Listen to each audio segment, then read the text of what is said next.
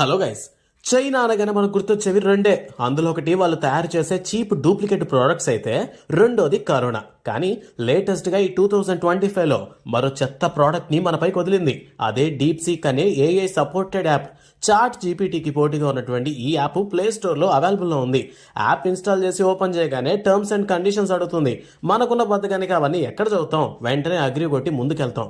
తీరా ఓపెన్ చేసి China related questions వేస్తే ఇదిగో ఇలా నాట్ అవైలబుల్ అని వస్తుంది. అది కూడా చైనాను నెగిటివ్ చేసే క్వశ్చన్స్ వేస్తే అస్సలు అవుట్ ఆఫ్ సిలబస్ అంటుంది. చెకింగ్ కోసం ఇండియా ఫేమస్ పీపుల్ గురించి నెగిటివ్ అని టైప్ చేస్తే కళ్ళు ఆర్పేలోపు ఎన్నో ఇన్సిడెంట్స్ ని మన ముందు ప్రెజెంట్ చేస్తుంది. ఇంత బయాస్డ్ గా ఉన్న ఈ యాప్ మన దేశంలో దేనికి అని వెంటనే డిలీట్ చేసేసా. మరి మీ సంగతి ఏంటి? ఇలాంటి వాటిని ఎంకరేజ్ చేస్తే మన స్టార్టింగ్ లో ఇచ్చిన పర్మిషన్స్ వల్ల మన దేశంలో వాళ్ళ ఇన్ఫర్మేషన్ ఈజీగా లేపేస్తుంది.